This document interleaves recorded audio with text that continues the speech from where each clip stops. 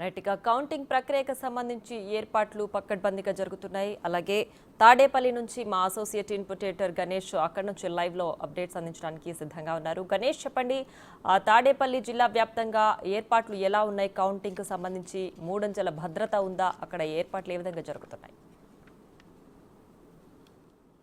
దాదాపు టోటల్గా అంటే రాష్ట్రంలోనే అనేక ప్రాంతాల్లో ఇప్పుడు ఏర్పాట్లు పూర్తి స్థాయిలో జరిగినాయి. దాదాపు 3 కోట్ల పైగా నమోదైన ఓట్ల ఏదైతే ఉన్నాయో దీనికి సంబంధించిన ఎక్కడెక్కడైతే కౌంటింగ్ సెంటర్లు ఉన్నాయో అన్ని చోట్ల కూడా ఏర్పాట్లు పూర్తి స్థాయిలో చేశారు.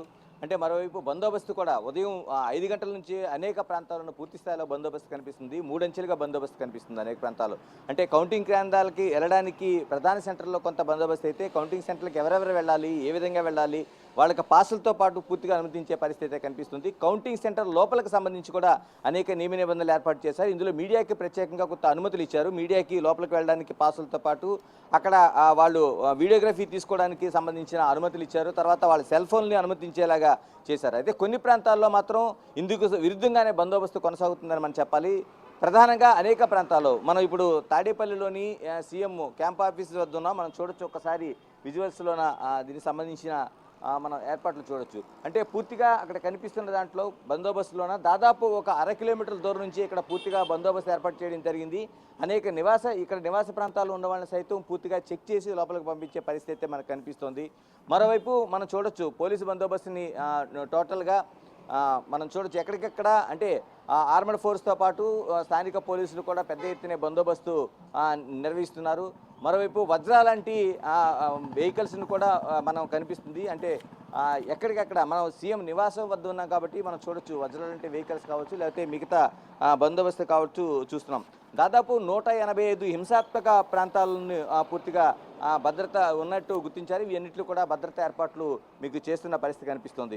ఇప్పటికే 12,000 మందిని, అంటే ఏదైతే సమస్యలు సృష్టించే వాళ్ళు ఎవరైతే ఉన్నారో వీళ్ళని 12,000 మందిని గుర్తించారు. ఈ 12,000 మందిని కూడా పూర్తిగా వీళ్ళు అదుపులోకి అంటే బైండ్ ఓవర్ చేసినట్లుగా ఇప్పటికే ఎన్నికల కమిషన్ అనేది ప్రకటించింది. మరోవైపు క్యూఆర్డీ టీమ్స్ కావచ్చు, మిగతా మొబైల్ టీమ్స్ కావచ్చు, లేకపోతే కార్డన్ సెర్చ్లు ఎక్కడికక్కడ నిర్వహిస్తున్న పరిస్థితి మనకి కనిపిస్తోంది.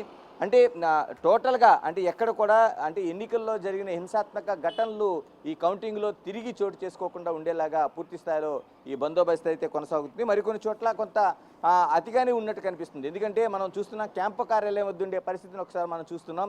క్యాంపు కార్యాలయం వద్ద దాదాపు 1/2 కిలోమీటర్ లోపుగా సీఎం ఇల్లు ఉంటుంది. దాని ముందుగానే బారికేడ్లు ఏర్పాటు చేశారు. వెళ్తున్న వారికి అంటే అనేక నివాస ప్రాంతాలు ఉన్నాయి, అపార్ట్మెంట్లు ఉన్నాయి. ఇక్కడ కూడా పూర్తిగా వీళ్ళని అంటే లోపలికి అనుమతించడానికి కూడా వాళ్ళు తీవ్ర ఇబ్బందులు పడే పరిస్థితులు అయితే మనకు కనిపిస్తున్నాయి. ఇలా టోటల్గా ఇప్పుడు మనం ఏదైతే ఎన్నికల ప్రక్రియకు సంబంధించిందో 33 ప్రాంతాల్లో దాదాపు 401 కౌంటింగ్ ప్రాంతాలను ఏర్పాటు చేసినట్టు ఇప్పటికే ఎన్నికల కమిషన్ ప్రకటించింది. అంటే 33 ప్రాంతాల్లో కూడా ఈ కౌంటింగ్ ప్రాంతాల వద్ద 400 పైగా ఉండే కౌంటింగ్ ప్రాంతాల వద్ద వీటిని పూర్తి బందోబస్తు ఏర్పాటు చేశారు. దాదాపు 3,33 లక్షలకు పైగా ఓట్లు నమోదైనని చెప్తున్నారు. ప్రధానంగా పోస్టల్ బ్యాలెట్ సంబంధించి ఇప్పుడు కీలకంగా చర్చ జరుగుతుంది. పోస్టల్ బ్యాలెట్లోన దాదాపు 4.6 లక్షల మంది ఈ వినియోగించుకున్నట్లుగా మనకి కనిపిస్తుంది. అంటే ఈ ముందుగా పోస్టల్ బ్యాలెట్ అంటే 8 గంటలకే ఇప్పుడు దాదాపు 7 గంటలు కావస్తుంది. అంటే మరో ఇంకొక గంటలోన పోస్టల్ బ్యాలెట్ సంబంధించిన ప్రక్రియ. ఎందుకంటే దీనికి ఈవీఎం లేవు కాబట్టి వీళ్ళు ఫారం 12 మరోవైపు ఇచ్చిన తర్వాత ఫారం 13, 13A సంబంధించిన ఈ పూర్తి స్థాయిలోన వీటిని పరిశీలించిన తర్వాత అంటే వీటిని కట్టడం మళ్ళీ తిరిగి కౌంటింగ్ చేయటం ఈ విధమైన ప్రక్రియ అంతా పోస్టల్ బ్యాలెట్ సంబంధించి జరుగుతుంది. ముందుగా పోస్టల్ బ్యాలెట్ 8-8:30 మధ్య దీనికి కౌంటింగ్ జరుగుతుంది. మరోవైపు దీనికి సైమల్టేనియస్గానే ఈవీఎంలు కూడా ఓపెన్ అవుతాయని ఇప్పటికీ ఎన్నికల కమిషన్ ప్రకటించింది. అసెంబ్లీకి సంబంధించి కావచ్చు, పార్లమెంట్కి సంబంధించి కావచ్చు. ఏదేమైనా టోటల్గా పోస్టల్ బ్యాలెట్ని ముందుగా అక్కడ ఎందుకంటే ఇప్పటికే సుప్రీం వరకు వెళ్ళిన ఈ వివాదంలో పోస్టల్ బ్యాలెట్ దాదాపు 4,70,000 మందికి పైగా ప్రభుత్వ ఉద్యోగులు, ఇందులో టీచర్లు కావచ్చు, లేకపోతే ఎన్జిఓలు కావచ్చు, పోలీసులు కావచ్చు, ఇలాగ అనేక రూపాయలు ఉండే దాదాపు 95% పైగా ఈసారి పోలింగ్లోన ఈ ఓటింగ్లో పాల్గొన్నారు. కాబట్టి ఈ కౌంటింగ్ అనేది కీలకంగా కనిపిస్తుంది. అంటే గత ఎన్నికలను పరిశీలిస్తే 2019 ఎన్నికలు పరిశీలిస్తే కేవలం 20% మాత్రమే మనకి ఈ పోస్టల్ బ్యాలెట్ ఉపయోగించుకున్నారు. ఇప్పుడు దాదాపు రికార్డు స్థాయిలో 95%కి పైగా ఇది ఉపయోగించుకున్నారు. కాబట్టి వీళ్ళంతా ముందు ఈ ఓట్లను కీలకంగా లెక్కించి పక్కన పెట్టే అవకాశం ఉంది. దీన్ని ఏదైతే ఈవీఎంలో వచ్చే ఓటింగ్లకి యాడింగ్ చేసే పరిస్థితి కనిపిస్తుంది. ఇక్కడ నుంచి తాడేపల్లి మనం నివాస దగ్గర ఉన్నాం. మరి కొద్ది దూరంలోనే దీనికి దాదాపు ఒక 4 కిలోమీటర్ల దూరంలోనే మంగళగిరి మనకి బార్డర్ కనిపిస్తుంది. ఈ బార్డర్లోన తెలుగుదేశం పార్టీ కార్యాలయం ఉంది, ఇక్కడ కూడా భారీ ఏర్పాట్లు చేశారు. మరోవైపు చంద్రబాబు నాయుడు ఉండే ఉండవల్లి నివాసం వద్ద కూడా భారీ ఏర్పాట్లు చేశారు. అయితే అనేక ప్రాంతాల్లో ఆంక్షలు విపరీతంగా కొనసాగుతున్నాయి. ఎందుకంటే ఎటువంటి అవాంఛనీయ ఘటనలు జరగకుండా ఉండేందుకు ఈ ఆంక్షలు అనేవి ప్రధానంగా కొనసాగుతున్నాయి. అంటే 3 అంచెల భద్రత అనేది మనకు స్పష్టంగా కనిపిస్తుంది.